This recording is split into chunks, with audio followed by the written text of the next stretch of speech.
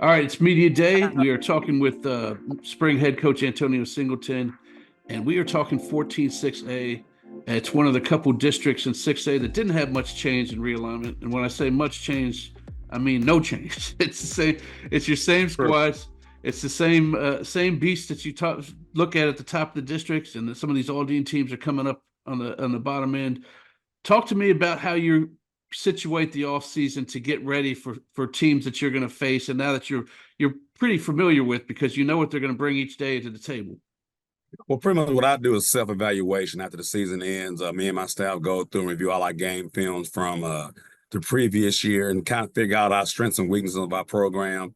And then we go off season around getting those things built up to be a more balanced football program overall.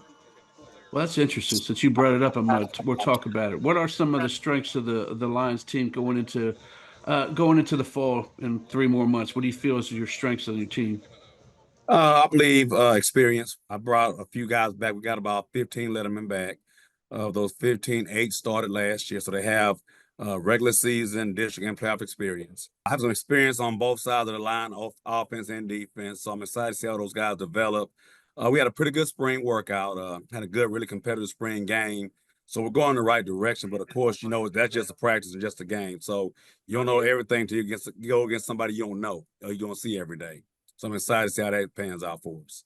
Well, you talk about, and we'll get into other positions as well, but you talk about interior linemen that are coming back. One guy that we have our eyes on is obviously Floyd, Big Floyd. Talk about him and what makes him so special on that D line. What makes Floyd special, he's talented as anybody in the country, I really believe, but his character, the kid's work ethic is second to none. Who he is and why he does what he does, the way he prepares, the way he performs, and his why. We all talk about why here at Spring High School.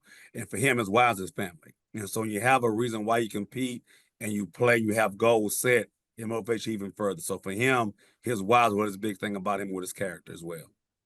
Excellent, excellent. Well, let's go back to the offensive side of the ball. What are we looking at in the skill position players? You got some experience there coming back, and maybe talk about some of the players that we need to keep an eye on. Okay, well, we have our athlete who was our quarterback this past year, Aaron Ogbar. He's going to fill quite a few spots for us this year. I think we're going to try to put them all over the field, make them a mismatch problem, hopefully. We have a couple of young receivers coming up as well. Kevin Davis is one who started for us the last 3 games last year. Quarterback-wise, we haven't decided who the guy's going to be yet, but right now we have Ogbar who played it last year. We have another junior named Devin Sims who played a couple of games for us and even started in the playoffs for us. So I got guys that can make plays. The point is, our job as coaches to get those guys in the spot to make those plays. That ever make you nervous when you go into the off season, not really 100% sure who your quarterback's going to be, or you just like the healthy competition there? I believe in competition every day. Like I tell my kids, playing time is earned, not given. We all talk about don't count your reps, make your reps count. So my players know the mindset, the expectation of their head coach is you compete every day, and the best guy is going to step up and win. Excellent. Well, besides Floyd, talk about a defensive player or two that we should keep our eye on for. Maybe somebody that we don't know about that you knew coming up the ranks that's going to be something special. We have a couple good good linebackers that are a little bit seasoned. One is Ruben Ingram, started 8 games for us last year, led the team in tackles, was honorable mention all district. Then we have another one, Rico Phillips, who started at both offense and defense over the last couple of years.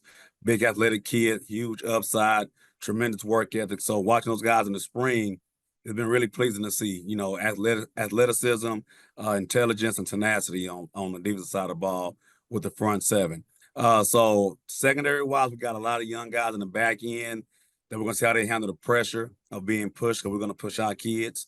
And like I said, even with Aaron, he might step out on the defensive side of the ball and help out a little bit as well this year. I guess talk a little bit about the district. Obviously, Westfield's going to be Westfield. They may lose Taji Atkins, but they'll have somebody in the mix there. And you look over at Decaney, and they got probably one of the best receivers in the state, and Tanook Hines. And then you look at Aldi Nimitz. I mean, you talk about bringing back experience. They were like super young last year, and they made a playoff spot, so they're coming up too. Talk about some of the teams that you may be in this district that you may have to fight through. Well, our district is really competitive, like you just said. Those 3 teams, they are great coaching staffs, tremendous talent on both sides of the ball for all three of those teams, and they have depth. I mean, so for us, it's just 1 week at a time. Westfield's going to be Westfield. I still think they're going to be the cream of the crop in the district. Until you beat the champ, they're still the champ, and that's my mindset. I tell our kids the same thing. Williams at Decatur doing a great job. The kids he has Hines, he has Townsend. So everybody don't think he's loaded, but he's going to be loaded as always. And then Harmon and Nimitz, he keeps them coming. He came from Summer Creek, and the mindset, the work ethic, the kids are believing in what he's doing. And that's the thing, when you get the culture established, you start seeing those programs separate themselves from everybody else. I guess finally talk to me about your non-district games. Who do you have on the schedule, and what do you hope to get from those games going into the district play?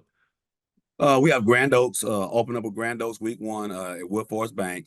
And I think they're going to be a lot better. I know McDowell's a heck of a coach. I've been knowing him for a while now, and he gets results. So they're not going to be the same Grand Oaks team from last year before that. We know that as a staff.